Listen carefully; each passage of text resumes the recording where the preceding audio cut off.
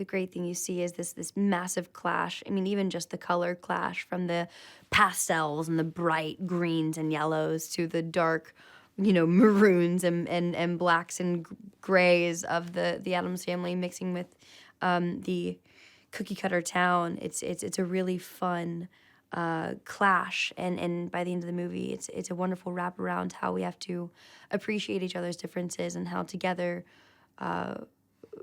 all the different shades create a much more vibrant life than just one or the other. She's a teenager and she wants to make her mom mad a little bit and push the boundaries and find her own sense of freedom. And for her, I think she feels really confined inside the house and she really wants to get out there. I mean, I think one of the first things we see about her is that she goes up to the gate and she hears something beyond the gate and she wants to know what that is. And so she has a sense of wonderment about what is going on outside of their wonderfully haunted home. There's definitely, I think, a healthy amount of competition within the family. Pugsley is a typical little boy who's just really trying to quite literally set everything on fire and blow everything up that he can, and most specifically kill his father, because he does not want to be put through all the homeschooling, or as they call it, cage schooling that they do on a daily basis.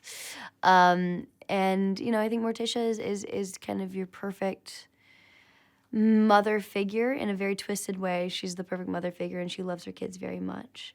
But of course, Wednesday finds it overbearing. And then Gomez is honestly probably the most happy-go-lucky guy in the family. He might be the least dark and twisted of everyone in the pot. But my favorite character is Uncle Fester. I think Nick Kroll did an incredible job with him. And Uncle Fester, I think, I don't know, he really gets me. He makes me laugh. The house is alive. The house is very grumpy. The house continues on a daily basis to tell everyone to get out very loudly.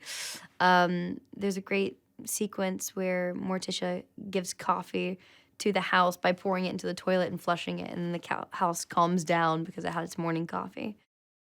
I think it's pitch perfect casting. I mean, you have everyone from Oscar Isaac to Charlize Theron to Nick Kroll to Bette Midler to Allison Janney to Finn Wolfhard.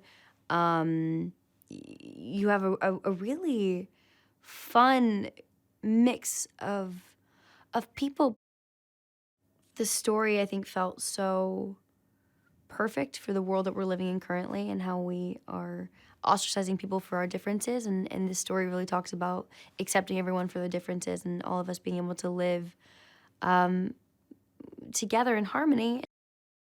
So I think people will really enjoy, I think kids will really enjoy their first taste of the Addams Family in this movie because it is unlike any other story.